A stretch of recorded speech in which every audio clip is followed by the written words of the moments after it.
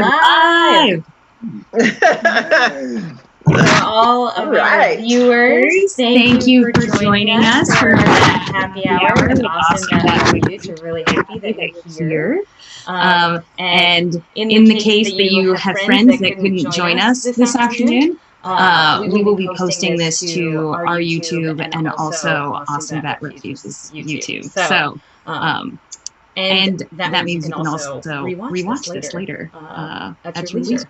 So, thank you for coming. And my name is Maria Dar. I am the programs coordinator at Shoal Creek Conservancy. And I'm really happy to introduce Austin Bat Refuge. They're going to be sharing some info about their organization and giving us a sneak peek of how they care for all the bats. So, without further ado, I will hand it off.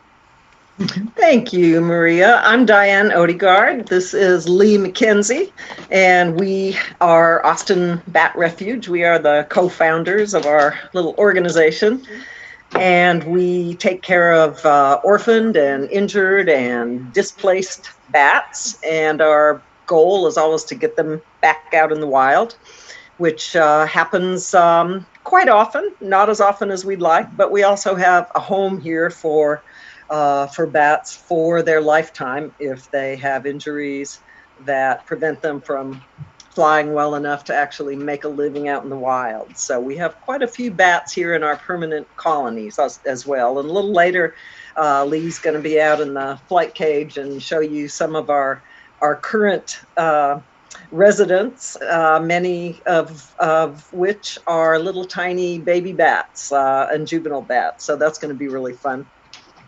What I'm going to do now is share a PowerPoint with some information about some of the bridges along Shoal Creek that have lots of bats roosting in them, and just some general information about the bats, some of the species of bats that you might actually see or maybe listen to with your bat detector along Shoal Creek.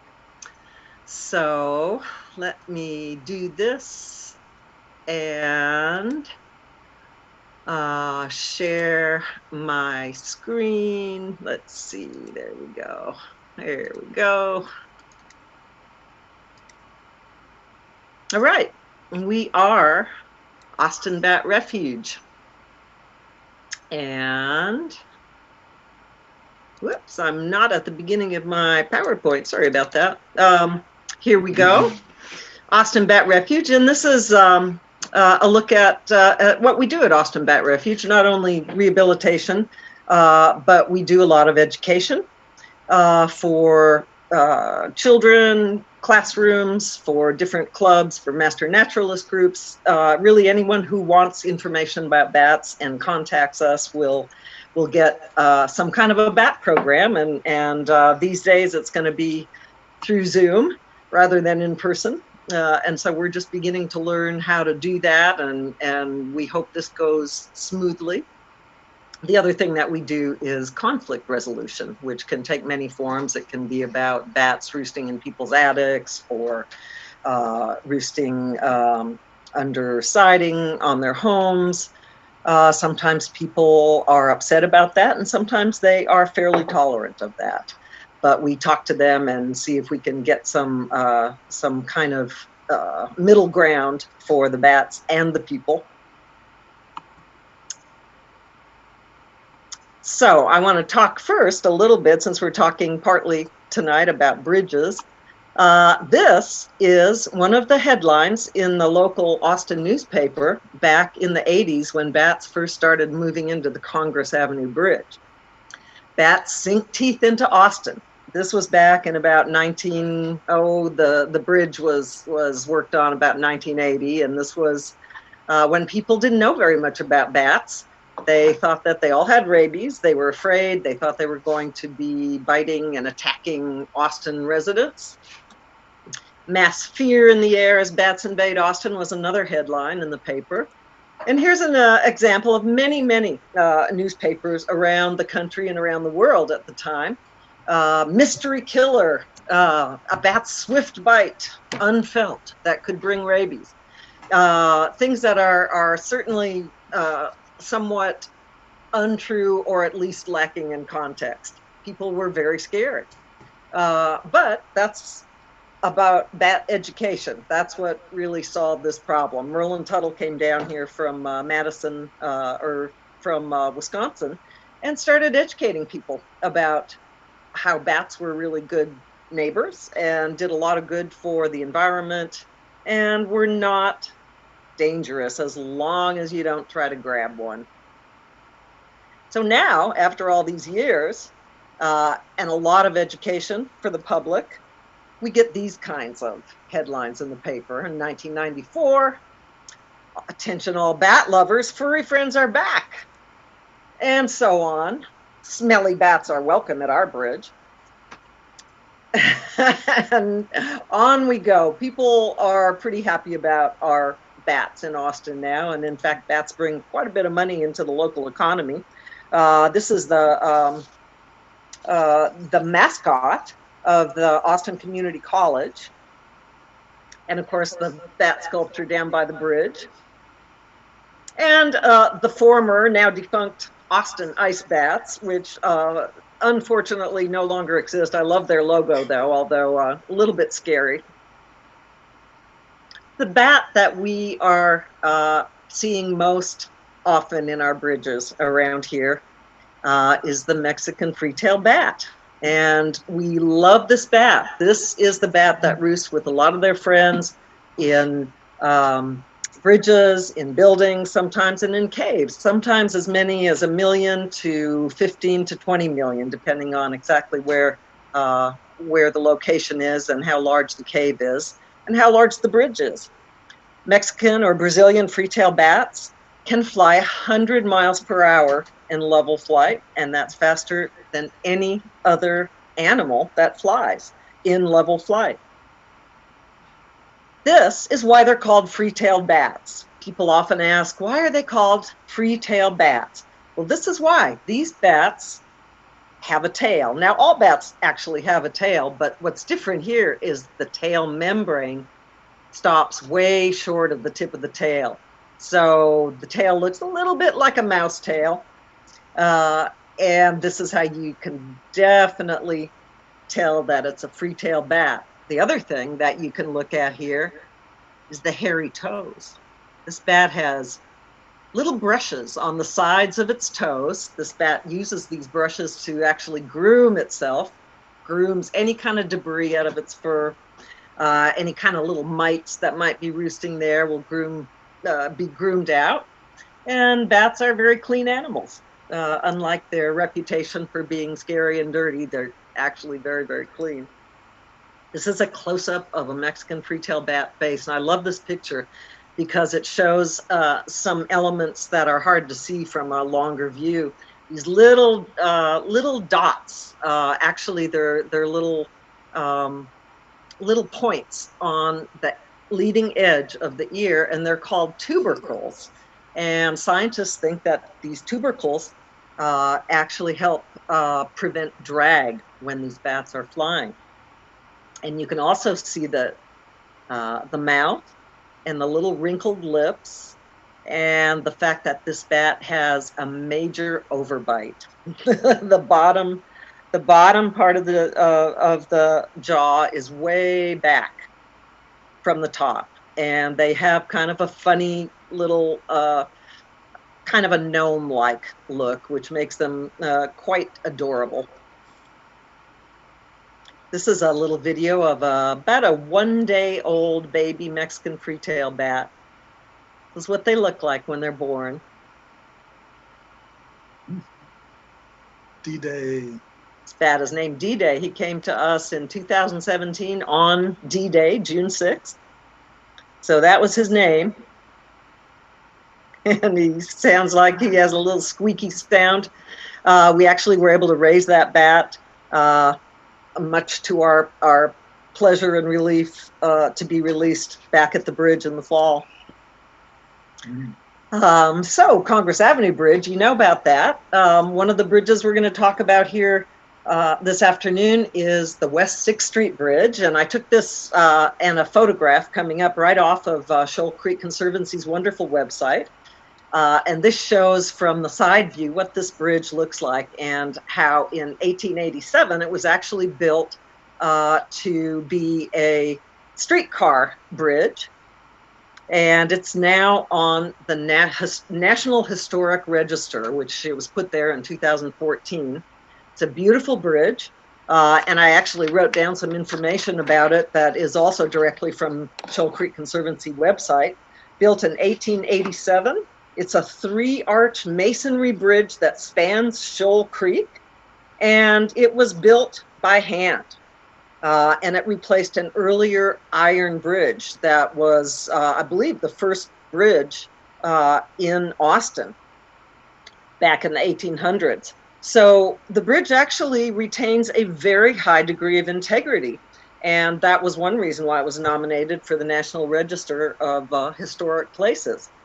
But what happened, this is another one from the Shoal Creek website, back in about 2016, we got a call from the city of Austin, and they wanted some help in finding out if maybe there were some free-tailed bats that were roosting in there, because they were having to do some structural repairs. After all these years, since 1887, this bridge was in fine shape, except for the fact that large limestone blocks were beginning to fall out of it and hit the ground. Now, people go under there for all kinds of reasons, and obviously that would be something that we just could not have. So they were going to regrout and redo some of the areas where the stones were loose and falling out. But they knew that freetails were roosting in this bridge. So we went down there and started to help them to figure out if there were freetails there and where they were. And this is just a lit up view of one of the crevices, little cracks between the bricks where freetails probably were roosting. And in fact, you can even see, if you just use your imagination, you can actually see some little freetail faces there. And that's a little bit closer look. You can see the faces looking out all in a row there from their little comfy roost. And this is a thermal camera image of bats roosting. I think this is actually in the 9th Street Bridge, but you can see the white spots and the red spots, the heat being picked up by the thermal camera, showing that there are bats roosting in this particular crevice. And this is a close-up from the 6th Street Bridge from a camera on a long, flexible arm with a little light at the end that we stuck up into a crack and kind of turned it around the corner and found that there were some freetails roosting there that we wouldn't see from the outside. You can just make out the face here and the ears and that little nose of this freetail. So yes, the answer was yes, there were definitely bats roosting there in the 6th Street Bridge, and that had to be taken care of before they could do their repairs. So this was the start of the repairs, backing rod put in these crevices, but only after we had discovered exactly where the bats were and done some mitigation, which included these plastic tubes stuck up there so that bats could actually get out the tubes but not get back in, because the inside was kind of slick. They were pointed straight down and they wouldn't be able to get back in. So this was a long process. We taught the work people how to do it, and they did a really wonderful job. And we feel pretty confident that all of the freetails were gone over several weeks before they did the final repairs to the bridge. This is the 9th Street Bridge, which is another bat bridge along Shoal Creek. And this bridge has the same kinds of crevices that the Congress Avenue Bridge has, but you can see that it's much closer to the ground. So when people walk under there or bicycle under there, if they do it at dusk when bats start to fly out of there, there is some fairly close contact. They don't usually land on people, but they do fly by people's heads. And most people are tolerant and understand exactly what's happening here, and we're very grateful that people don't get really scared of bats when they're doing the things that bats do best, which is flying out and hunting down bugs. Here's another view of that bridge. It's a beautiful bridge. We did a little bit of work with Shoal Creek Conservancy on trying to understand how best to light these bridges, these bridge walkways, without really bothering the bats that like to be up there in the dark at night and during the day. Another view, and you can see here, this is one of the crevices where the bats roost, and down here below the limestone, you can see a line of bat guano. So we know that bats are in that particular crevice because you can really see the droppings there.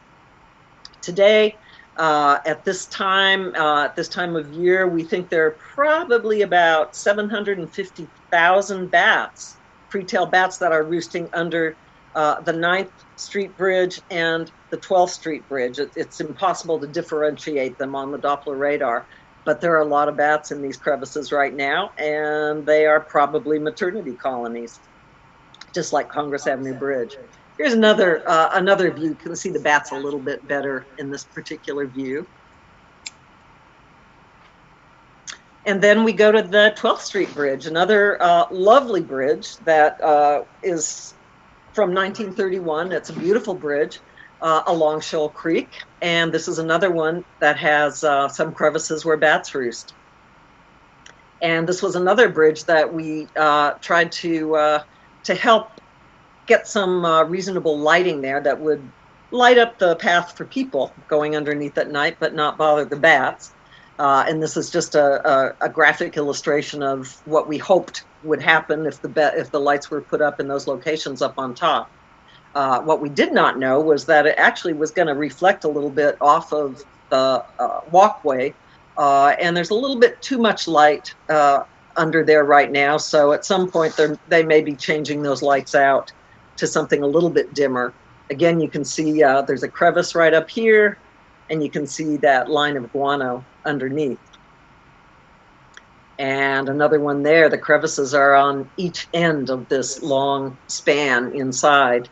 It's a beautiful bridge and beautiful trails along Shoal Creek that we want everyone to take advantage of. And it's a great place for bat walks with bat detectors too. And we're thinking 7,000 bats. I just told, 75. Did I say 75,000? I think you said something. I think you were thinking of the Congress. I'm sorry, 7,500 bats in the 9th and 12th Street bridges. I'm 750,000 in Congress. That's right. I got that turned around. But still, 7,500. 7,500 is 12th and 9th Street is not too bad, and you can see that there are a lot of bats there from the guano that collects. So another bat that you might actually see around the Shoal Creek Greenbelt, though not in crevices, not under bridges, are eastern red bats. And these are gorgeous tree bats. They roost in the foliage of trees. So there are a lot of these bats all along the Greenbelt and all along any area in Austin and Central Texas where there are lots of trees. They roost in hardwood trees. And though most bats in the world actually have only one baby once a year, the tree bats, like these eastern reds, can have as many as 4. So what you see right here is a mother bat here on the left. She's actually nursing 4 pups that are quite large. You can really only see 3 of them. This mother bat has 4 nipples that she can nurse her babies with. Here on the right, you can see another picture of a mama and at least 3 babies that are attached to her. And this is a little video of kind of a gang of eastern red bats out in our flight cage last summer. They're waiting for their mealworms, and one of them is eating a mealworm. So we go out and feed these babies that are up on the ceiling a couple of times a day. Make sure they get enough to eat because they are being weaned by their mothers. If they're here with a mother, some of them come in as orphans. And this is an eastern red bat also in our flight cage, drinking out of a pool, sort of a trough of water that we have in the flight cage, so that bats can learn how to drink on the wing. So bats don't just walk up to a little body of water like some mammals do and take a drink. They drink on the wing. They fly down and they stick their tongue out and they get a little drink of water and they fly right back out again.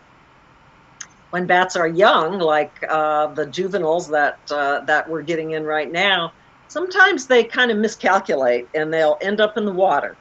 It takes a lot to be a good, successful bat, and some babies and juveniles are a little better at it than others.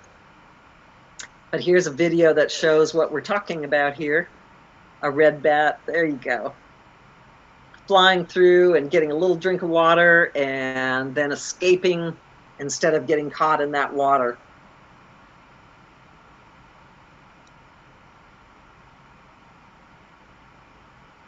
Okay.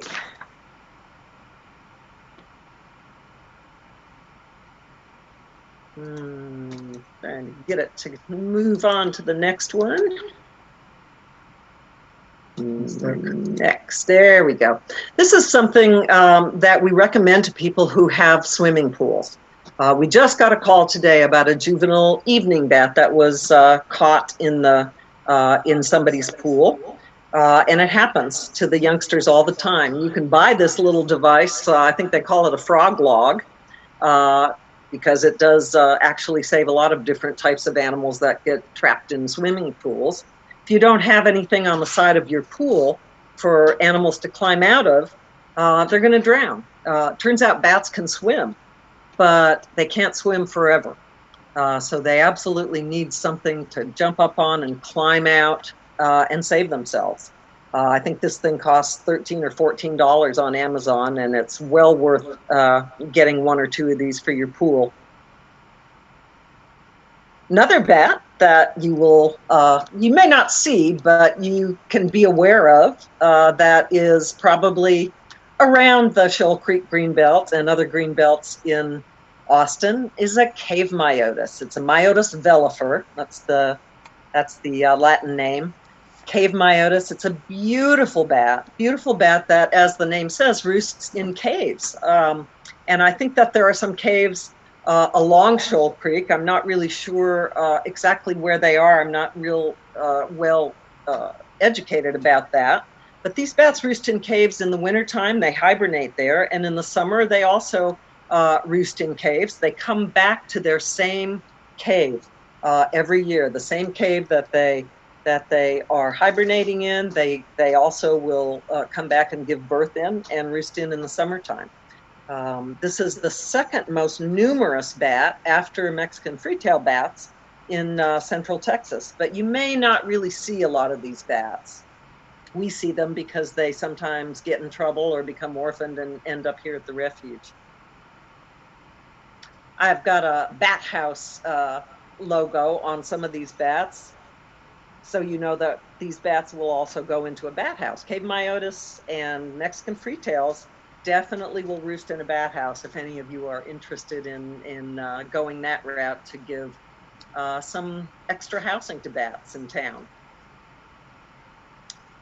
This is a young cave myotis, and we got her in like that little freetail at about 1 day old. And on the right, you see a photo of her. And this is her very first flight in our flight cage. We called her Mothra, and Mothra was a success story as well. We're very grateful to have been able to raise her up and watch her thrive in our flight cage and eventually release her. Evening bat is another bat. You're going to see these. You may not know what this bat is, but you're going to see these bats flying around the greenbelt. It's a very small bat, smaller even than the Mexican free-tailed bat, a beautiful chocolate brown bat as an adult. However, when they're babies, they are pitch black, and they honestly look like little dragons. They're tiny, and they will spread their wings and try to scare you because they're scared themselves if they end up on the ground. We know that the people who did the illustrations for How to Train Your Dragon used an evening bat as their model for Toothless the Dragon in those movies. And they are adorable and they are talkative. These bats like to talk. They like to complain about everything. And unlike most bats, they can actually eat and complain at the same time. I have no idea how they do it. It's like they're throwing their voice somehow. On the right side here, this is an evening bat roosting on one of our bat detectors out in our flight cage. And what you see there, 34.3, is actually the characteristic frequency. The characteristic frequency that this particular species echolocates at.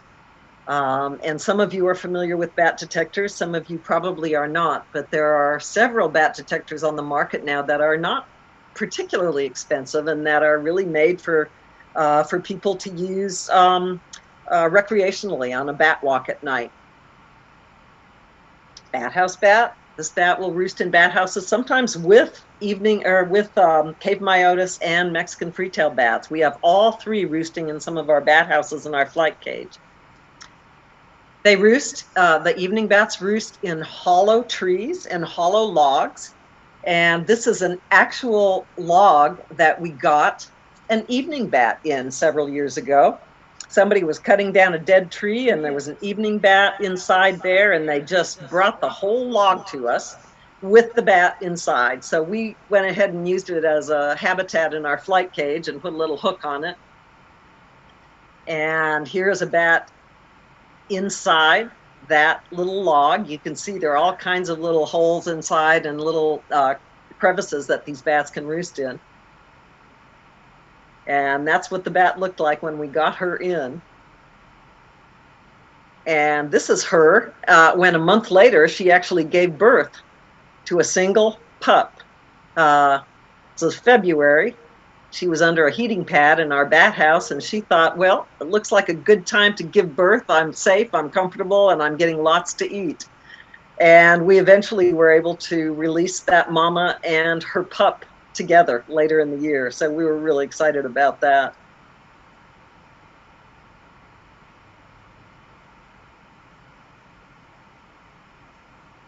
Let's see. There we go. I wanted to show you this. These are little evening bat babies, and I told you they were pitch black, and this is exactly what they look like. And that's the size of a baby evening bat. That's a dime next to them. And you can see from the Q-tip how tiny they are. And I wanted to show you in this particular picture how large these bats' feet are. This is wonderful. It's not an actual video, but it's a still shot. The size of this bat's feet is almost comical. So the babies are tiny, but they are born with feet that are almost the size of adult feet. And that's because most insectivorous bats are born feet first, and they have to be able to hang on to their mother or to the wall of a cave instantly after they're born, because if they can't, they're simply not going to make it. So those feet are big and they're well developed, and they have the ability to clasp onto their mother immediately. It's survival of the fittest. This is a tricolored bat. This is another bat. You'll see this bat around areas with water, like along the Shoal Creek greenbelt.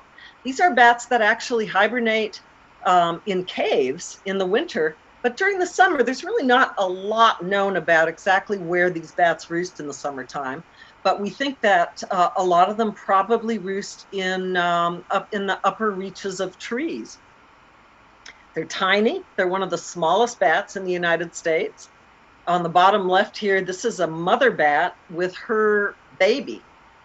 She gave birth in our flight cage. Another bat that came in pregnant that was a surprise to us. And a little video of an evening bat.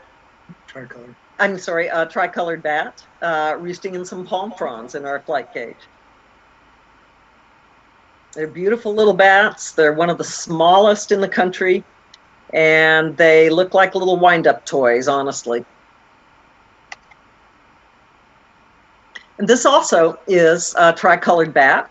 catching a moth. Now, this is a confusing photo and it's not very clear, but Lee took this photo one night and he marked it to illustrate exactly what's going on here. So this tricolor bat caught a moth, trapped it inside the tail membrane, and then whipped that tail membrane up to its mouth. Here's the bat's head, 2 ears, and the bat's foot right here. So this bat is actually eating that moth, using its tail membrane as kind of a little dish to help it eat its prey while it's flying. Pretty amazing. Now, this is a bat that you probably won't see around the Shoal Creek Greenbelt, but we love these bats so much and we wanted to show you. They're Seminole bats, and they're similar to eastern red bats. They have a darker, beautiful, kind of golden brown color to them, but they're more of an eastern bat. They're in East Texas. They roost in pine trees. So they'll curl up with their tail membrane around themselves, and they look like a pine cone in pine trees. And here's a gang of them with some eastern red bats in our flight cage waiting for their mealworms. And this is also a Seminole bat. And you see, this is illustrating the curled up look, looking like a pine cone. You see the little face and the ears here and the tail membrane wrapped around this bat.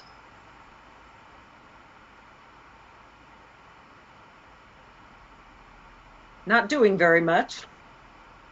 In fact, sleeping.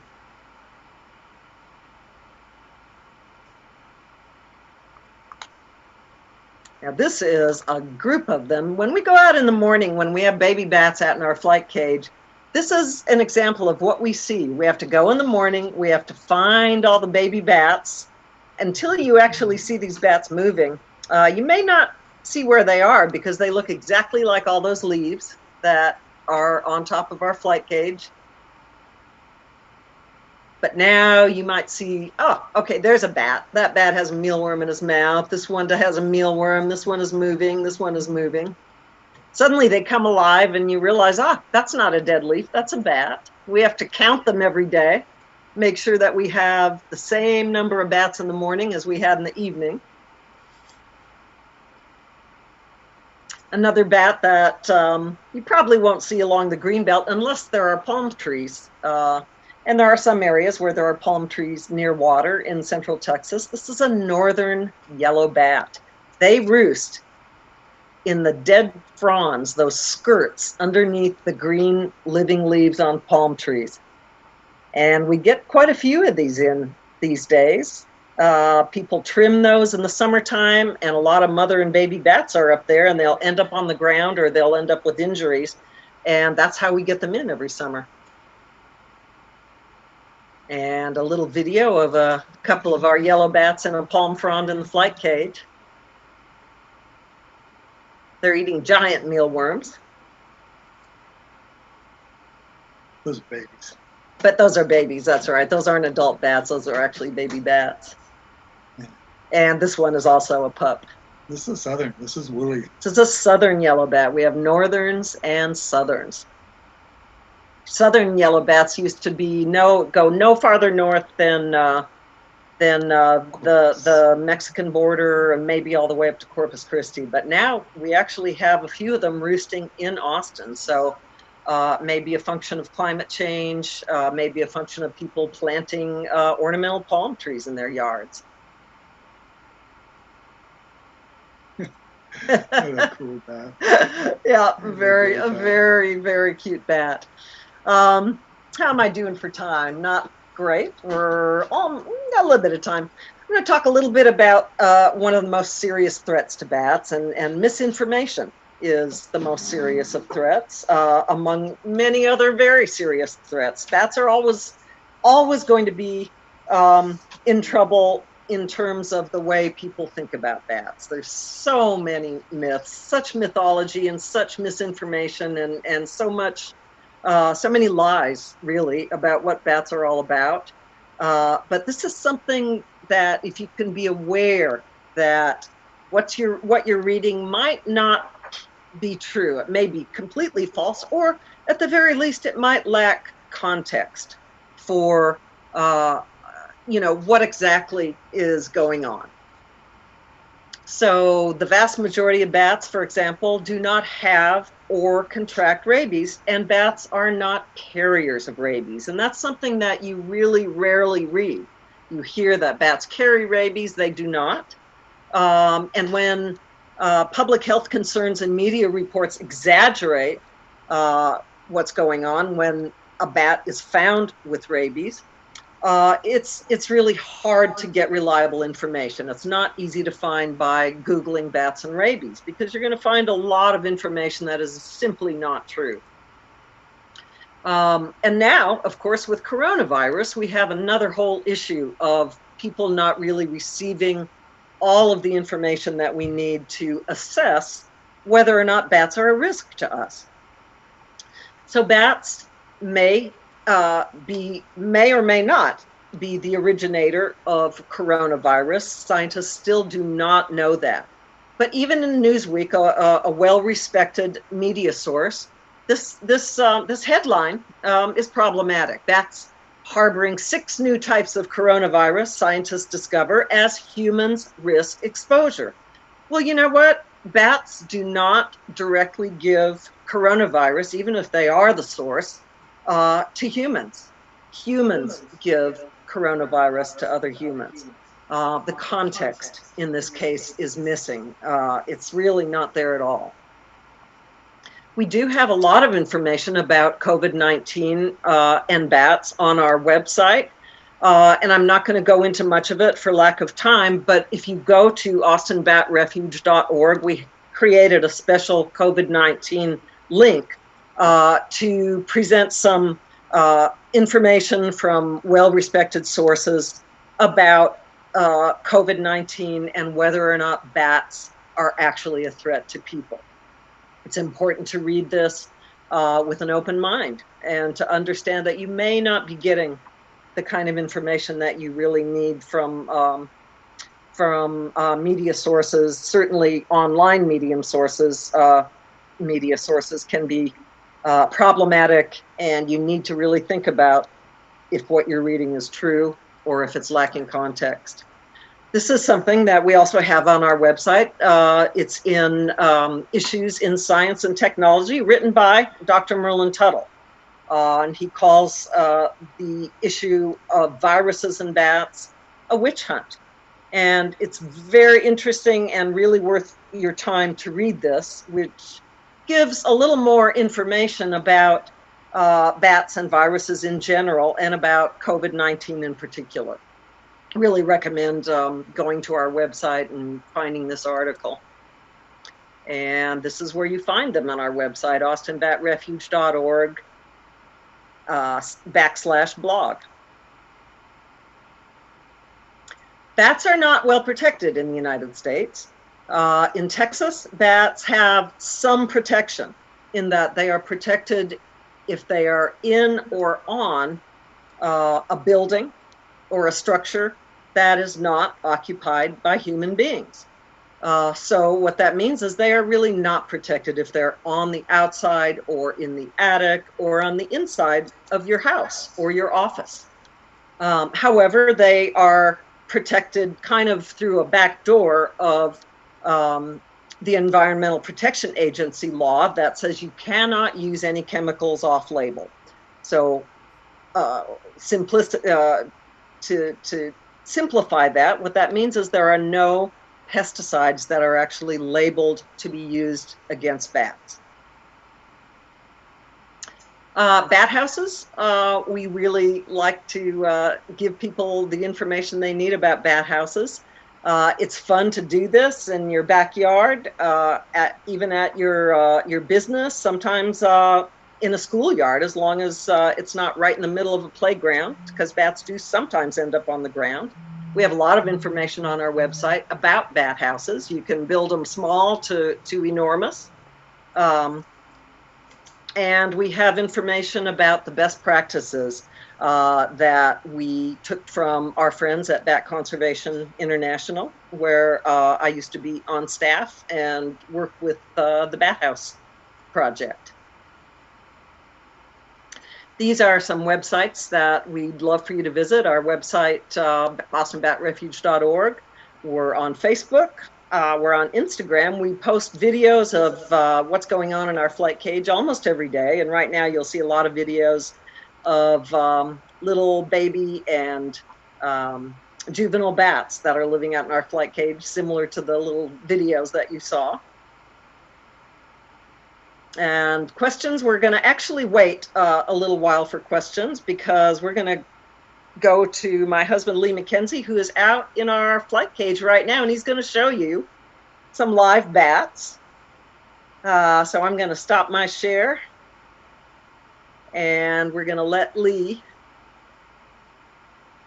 show his bats. We need you to unmute, Lee. Have it. There you go. Hey, well, thanks very much, y'all. So here is our iconic bat of Central Texas, the Mexican free-tailed bat. Like Diane was mentioning earlier, it is the fastest living thing in the sky. It's faster than any other bird in level flight. The only truly flying mammal. They're amazing little critters, and we're so lucky to have them right here in such numbers, right here in the heart of Texas and up and down Shoal Creek. So this is the bat that you're going to see coming out of the 12th Street Bridge, out of the 9th Street Bridge at Duncan Park, and these are the ones that we helped keep safe at the 6th Street Bridge. But they're awesome little critters, really fun. They love their families. The females just gave birth about a week ago to their pups. That was the average date of birth, was June 10th. Let's see, did I get that right? Yeah, a couple more than a week now. But anyway, they're just now starting to fly in big numbers again after spending a lot of time bonding with their pups. So the moms are starting to fly. Emergencies are getting better now. They were pretty poor for a while as the moms were spending all their time with their babies, but things are picking up right now. There is your Mexican free-tailed bat, and we're really lucky to have them. Let's see, I hope I come back. I think I just lost my whole screen. How we doing? You still there, Diane? Okay, I'm going to put this pup back and show you another one of the bats that lives up and down the green belt. And might take a while for me to do the transferring here. I don't want to put one in the wrong habitat. And I hope my battery lasts as long as I want it to.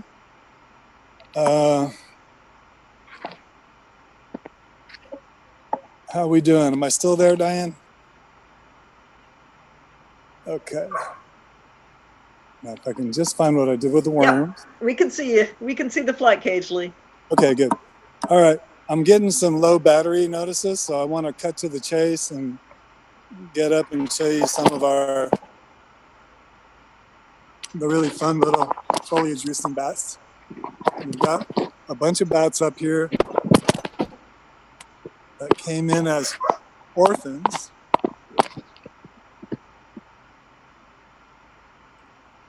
And they are just now, if I climb the ladder here, I might be able to zero in on some of these guys.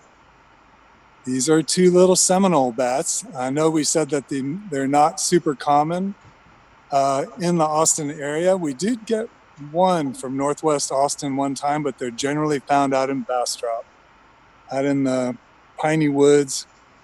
So they are awesome little bats, and we're so in love with them. They're just super cool little critters. And it's really fun to feed them like this in the afternoons. I got it morning and night. We have to come out to the flight cage, make sure nobody got in trouble overnight, and feed everybody up, keep everybody happy and healthy while they're learning their chops. They have to learn how to be wild bats. They have to learn how to drink and hunt. These guys are all excited. So they already got a taste of a worm a little earlier, so they're super fired up. And this when it gets kind of challenging to feed a bat. When they'd rather bite each other on the nose or wrestle with each other instead of eating the worm, it can really make our job a little trickier. Come on, you guys. Don't be such goofballs. Look, somebody's got to get. All right, well, we'll see. Maybe one of them will get something, but getting them both to eat at the same time can be kind of tricky. But these are eastern red bats. I'm sorry I didn't mention that. We were looking at Seminoles the first time. This is an eastern red bat. This one has some red on his right ear, which tell us he came from Rockdale. That's his left ear. So that's the family group, so that we know that his siblings all have the same color on their same left ear, and so we know that they all came from the same bunch that came in from Rockdale this year. They all have different colors to distinguish their individual nature. We want to make sure that we don't lose their story. The story is the most fun thing about them. We want to be able to say, oh yeah, I know you. I know where you came from. Or I knew your mom. Sometimes they come in with injured moms and we do our best to take care of them, but sometimes those heroic moms, it's all they can do to save their babies, and they get attacked by birds, by blue jays. Get those guys. And sometimes they don't survive, but we do raise the orphans, and it's great to say, oh yeah, I knew your mom, I know where you came from, and that way you really root for them. They're not just another mouth to feed. It's a story. But here's a mom that came in, and she came in with 4 babies, and she's doing just fine. And so she's continuing to nurse the pups while we feed her. She is going ahead and nursing the babies. And so you can see she actually has 4 babies on her. You can only see 2 right now. They're covering up the babies that are underneath. So maybe I can take a look and maybe take one off of here so you can see. Can you let go? The moms embrace their baby. See that little baby underneath? There's a little tiny dude way underneath there. Hey, bud. Let's take a look at you. Come on out of there. Oh, he's pretty locked on. Come on, buddy boy. Yeah, he's not going anywhere.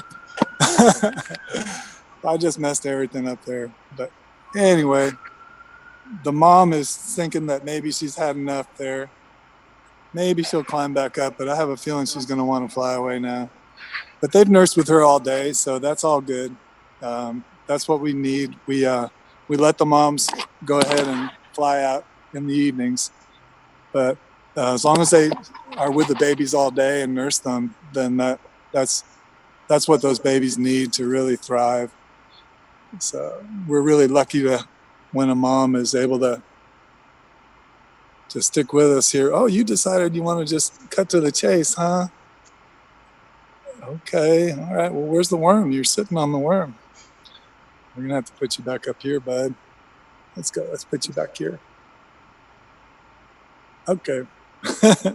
All right. Well, maybe we should go on to. Maybe we should move on down to see if I can find Taz, or one of the evening bats. Down here we have another mother with a bunch of little babies. See those little babies on the back there? These are some tiny little munchkins. There's some tiny little babies. And one of them has a red ear. That one, I don't know if you can see that one in the middle.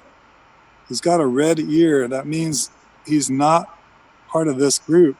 And we're so impressed. This mom actually took on an orphan. And we were so surprised. We've never seen that before. It's the first time that we've actually had a mom decide that, well, she already had 2 pair.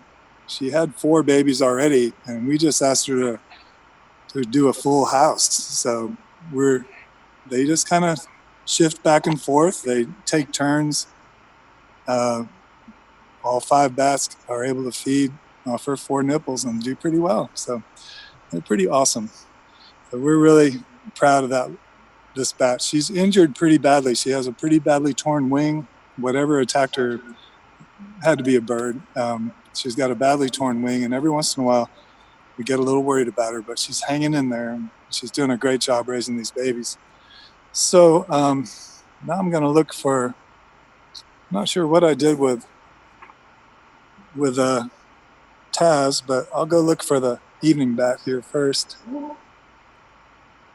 Here they are. Here's some evening bats up here in this little roost. All of them together. Maybe I can grab them all at once. It gets a little awkward sometimes. Live TV. Come on. How many did I end up with? Just 2? There's 3 of y'all. Come on. Let's go. Okay. Hold on, Mom. Hold on. Okay, so these are evening bats. I'm going to switch my camera hold here. These are the evening bats that Diane was referring to earlier, and I went ahead and left without any kind of worms. I need to go back and get my worms and then try to look for some good light. So if I go over here, you might get a better, let's see, that's not bad. So on the left, you can see the brown mother, and she had a severe injury. She came to us almost just about half dead. On the way during transport, she gave birth to one of these babies. So when she got to us, she already had a baby in the box nursing on her. And within an hour, she had given birth to another one. So these are little babies, and she nursed these pups despite having a severe injury. She's raised these babies, and now they are good to go bats. She did such a great job with them. They've just learned to fly. One of them started flying a week ago. This guy here, the big one, the one that's eaten the mealworm, was nursing off of her until just a few days ago. But it's really great to see these guys eating worms, and they do a great job. They're so much fun to watch fly. They're so excited. You can just see the excitement in their eyes when they fly around the cage. They're really super cool little bats. We're real happy for them. I think they're going to do great. The mom can stay with us and live her life with us if she wants. And she's not going anywhere. Her injury is so severe, she's not going to be able to be released. But here's the little log they'll go into after a while. When they're done with their dinner, we'll put them in this little log, and it's really a nice little break for them. They don't seem to stay in it for some reason. Where'd they go? They don't seem to stay in it, but they do like just kind of hanging out in it because they can recognize it. They say, "Oh man, this is an evening bat log." They can tell just by the feel of it. See all those little crevices and nooks and crannies. So they love it for the day, but generally when night comes, they get out and fly around, and they end up coming back to this roost. So the babies know that this is where they live now. So this is where they hang out. I'm going to put them back in here. They probably want to stick around and keep eating, but we've got things to do. All right, catch you guys later. So what did I do with Taz, Diane? Maybe Taz is in here. Look in this habitat. Are you in here, boy? There you are. Good boy, Taz. Taz is a cave myotis that we've had for many years now. I think we might have got him 2014. And we just love him because he's just got attitude that'll never quit. He's never, ever going to be anybody's pet bat. He is a wild man. Hey, buddy. Hi. How about if I feed you? We're going to try to soothe the savage beast here. Come on, bud. Wait. I'm trying to get there. Wait, try this. Oh, maybe that'll work. Maybe that. Oh, come on. Hey, it's me. Remember me? Oh my God. Good boy, Taz. This is a cave myotis, and they're stunning bats. I hear a lot of people say, oh, they're kind of a plain brown bat. I think they're absolutely stunningly beautiful. He looks a little rough around the edges right now. He's an older bat, but the little babies are just precious as can be. And he's a handsome boy. He does real well with the girls. Oh, buddy boy. But they've got these really long, pointy traguses inside their ears. Maybe we can put on the macro lens and see a little more close up. Oh, you're not going to cooperate at all, are you? Come on, let's see that. Let's see that ear. No, all we're going to see is fangs with him right now. All right. Okay, you win. I'm going to put you back. I would have loved to have shown you a close-up of the little pointy tragus inside his ear. It's just like our earlobe, only for bats it helps them interpret the echoes coming back from their echolocation.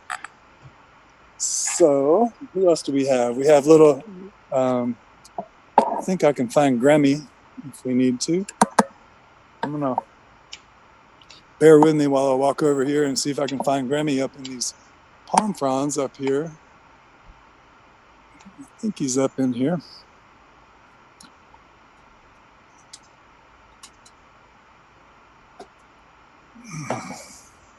Grimster, are you in here, buddy, or did you fly away?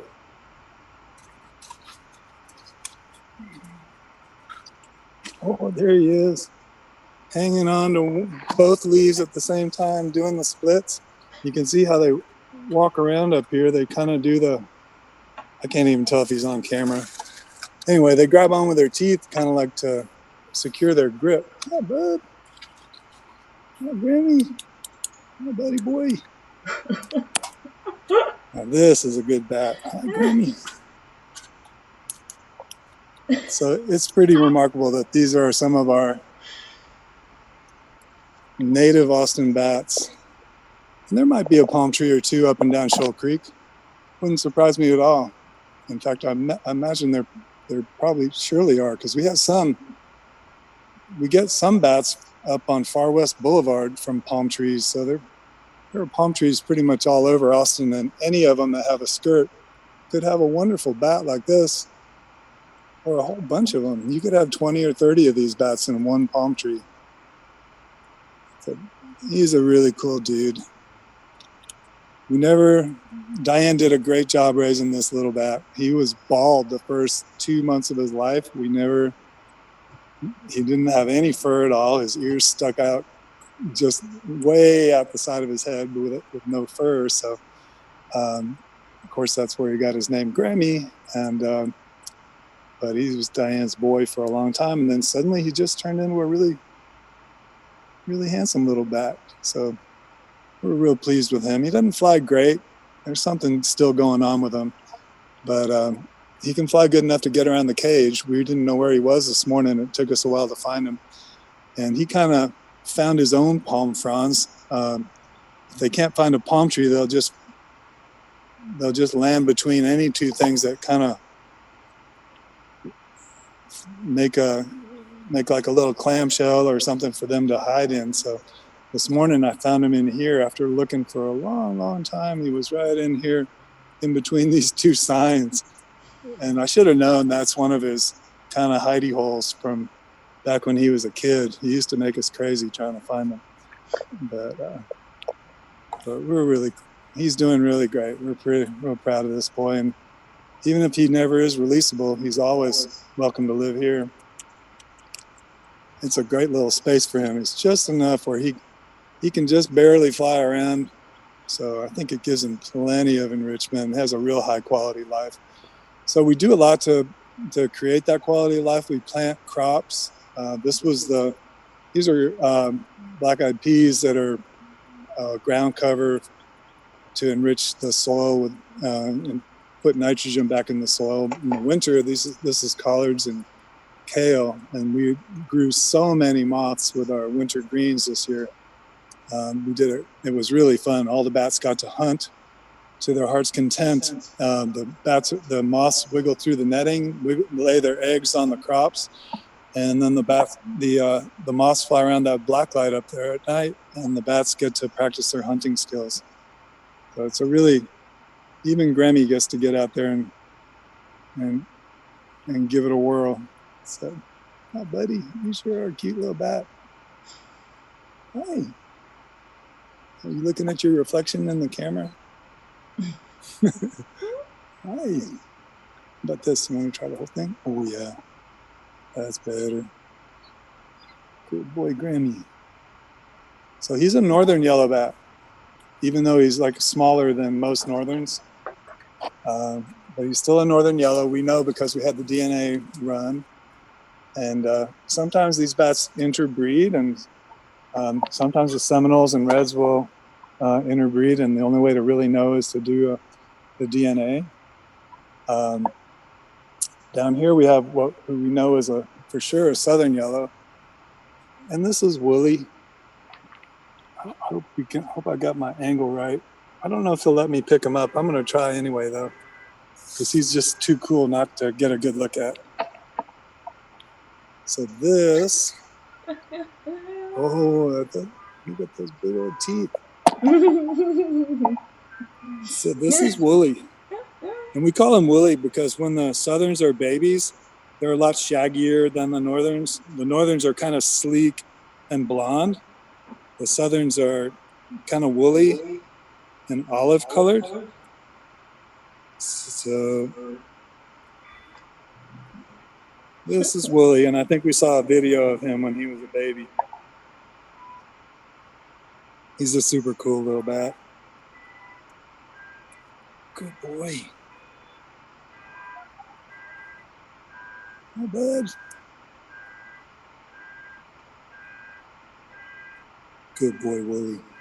He's much smaller than the northern yellows, and he has kind of a little ski slope nose. I don't know if you can see, like he has like a little turned up nose. But that's the main difference we see. I think that scientists say they have a shorter maxillary row, but I think that just means they have on top, the shorter maxillary row on top, but I think that just translates to a shorter snout and gives him a little turned up nose.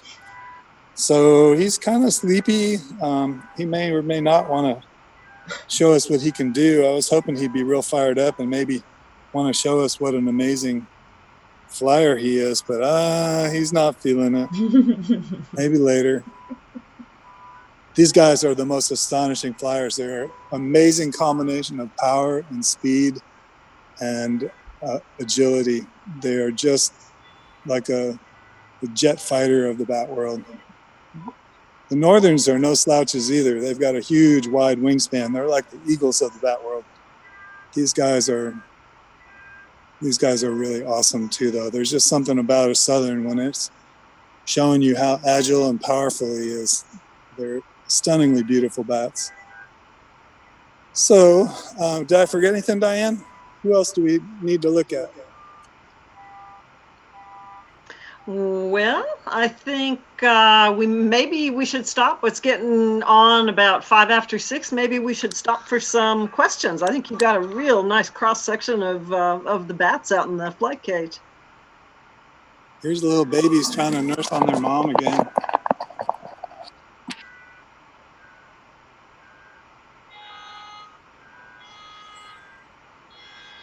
And we've got a wonderful car alarm chorus going on to serenade the bats. These are urban bats. These bats live in the central city. So these car horns, just perfect for them. They're common residents of the urban forest and the urban canopy. So not uncommon at all for these bats to be hearing this kind of thing. Here's that little orphan on the end. See that little dude on the left trying to work his way back in? Good luck, buddy. We're rooting for you. Look at you. What a yawn. You're doing okay, aren't you? A yawn is a really good sign. That's like the money shot. We always, when we're videoing, if we get a yawn, it's like, oh my God, that's the money shot. But these guys are working their way back in, trying to get the sweet spot.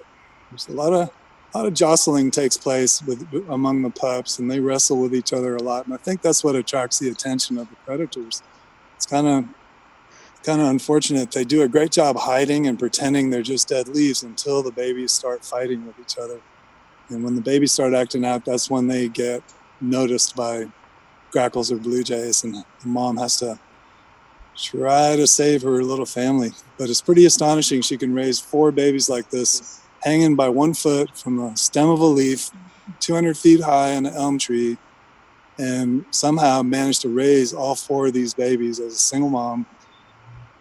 The dads aren't deadbeat dads. There's nothing they can do to raise the babies. The babies don't eat insects. They're just fed with milk. So there's nothing the dads can do to help. She's on her own. But 4 pups can sometimes be a little much for these moms. And during a drought, they can have a hard time. There's another mother up here that has 4 babies too. Her babies are huge compared to those. So there's a big wide range in the kind of bats, the size of the babies. They're born at different times of year. Maybe I can get this to work. I have to transfer it to my little head harness here. Hi, kiddo. That's the mom looking at me. She's saying she was wondering what's going on. It was raining this morning, and I'm not sure she got fed. Is she even on camera? I can't even tell. Yeah, she's there. Okay. Good. Well, she's waiting for this food. She got 4 babies that are almost her size. And you can only imagine what it would be to have to hang and possibly fly with these babies. They're almost exactly the same size as she is. Yet they're still nursing. They might be able to do without their mom. I mean, they're big enough to be wild bats, but if their mom is here, why not? And she's willing to take care of them. Why not? Their chances of success are far better than a bat that's turfed off at an early age. So this mom is experienced. She's a really experienced bat. She's had plenty of poured rain this morning, but she got under these leaves and found a really nice dry spot. They didn't even get wet in that heavy downpour. So she's great. And these pups are going to do wonderfully too. But we try to back up, feed them, and give them plenty of food when she flies away. As soon as the moms leave the babies, we back up, feed the pups. And in the morning, the mom will spend most of the night out on her own. But in the morning, she oftentimes will, I don't know who finds who, if the pups find her or she finds the pups. But this group is always together every morning, even though they're separated during the night. They always end up sleeping together during the day. And that's what we love if all our mothers were like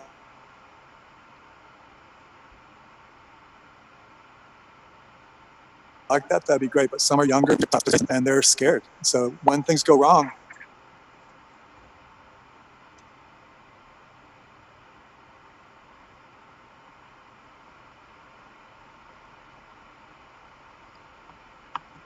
I think we might have lost Lee's battery there.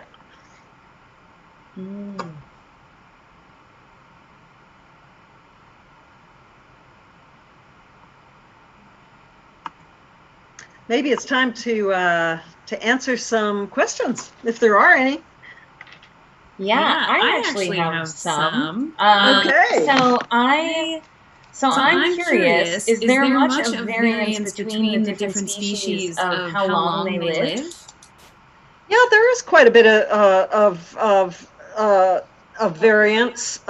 In general, all bats live really an extraordinarily long time compared to other mammals of their size. Bats most of them have only one baby a year, and the freetails are a one baby a year bat. So they're very slow to reproduce. Most bats are, and they live a very long time. The record for an insectivorous bat, which is a bat called a Brandt's myotis, it was found. It was recaptured up in Siberia in the 90s at the age of 41 years in the wild. Wow. So that's the record that we know of, and they knew that because that bat had been banded a long time ago. I know. Yeah, Lisa's the battery went out. That bat had been banded years before, and they just happened to recapture that particular bat. I think there's a record of a little brown bat that was 35 years old in the wild. But they are, the species are different. Mexican free-tailed bats, most of the reports say that they live maybe 12 to 14 or 15 years at the most. However, we know that they can live in captivity for up to 20 years or maybe longer. So yeah, there's variation among the species, but in general, bats are very long-lived and very slow to reproduce. Wow. And do they how long does it take for them to reach sexual maturity? Well, that varies too among the species. Some species are sexually mature in their first year. The freetails, there's a difference between the males and the females. The males, the females, I believe, are receptive and able to reproduce in their first year. The males only in their second year. So, and I'm not sure specifically among the different species that we've talked about, but yeah, it's different. It's different for different species. Mm-hmm. And do they reproduce for most of their life, or they do? They do. If they stay alive and healthy and thrive, they do seem to keep reproducing up to their close to their top age for their species. Wow. Yeah. Are there any in the Central Texas area that are like their populations are threatened, or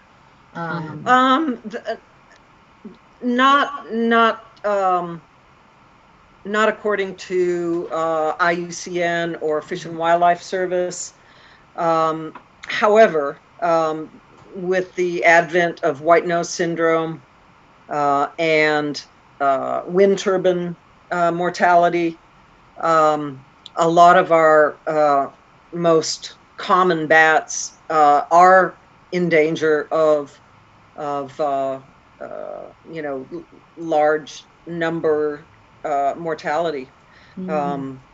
Actually, there's a study that came out about hoary bats. So that's a bat that I did not show in my program. It's not a bat that you would necessarily find along rivers and creeks, although they're a pine tree rooster as well, and they're a large bat that migrates through Austin in the fall and the spring. So we see them once in a while. That particular species, it's another tree bat, and they found that the tree bats are the ones that are most attracted to wind turbines. That's something that we've never really solved the mystery of exactly why bats are attracted to wind turbines and are then killed by either strikes from the blades or baro trauma from the barometric pressure differentiation around the blades. But the study said that by 2050, they're worried that 90% of hoary bats in the United States or in North America will be gone. Wow. If the numbers of deaths from wind turbines continue at this rate up through 2050. So that's a really scary thing. I mean, that's possible extinction in the not too distant future. Because remember, they don't reproduce quickly. So if a large number of bats of a particular colony or of a species are killed, they're not going to come back in large numbers for many, many years, if at all. Yeah, absolutely. And of course, now with COVID, in general, bats are threatened. All bats are threatened by human fear and persecution. It may be the worst threat of all. Education is the only answer to that, and certainly there have been inroads made here in Austin, with Austin kind of adopting the free-tail bats and the bridge as the symbol of the town. But that doesn't mean that there aren't still a lot of people who are afraid or who have the wrong information in their mind about danger from bats, or the number of bats that have rabies, or it's always going to be a problem. Human fear and persecution is always a problem. And now with COVID-19, we're getting an awful lot of questions from people about whether they need to be afraid of all bats now. Do all bats carry viruses that can directly infect humans? And the answer is no. But people don't know that necessarily because it's not really accurately reported. So it's really a great thing to read some of the literature that we have on our blog about COVID-19 and other viruses and bats.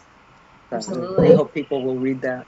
Yeah, thank you for having that resource for people to reference. Yeah, and it's only a very small cross-section of some of the articles that we've been reading. A lot of stuff is coming over social media from scientists and conservationists. So there's a lot out there, and we kind of, cherry-picked some stuff that we feel tells a broader story about the relative risk of disease from bats. Yeah, absolutely. I'm sorry about the sound. I have an automatic cat feeder that dispenses food slowly over 15 minutes. And it's going. But it means that we don't have cat visitors during this stream because they're too busy. Cats are important too. Yeah, they're too busy gorging themselves currently. Dinner time for those babies.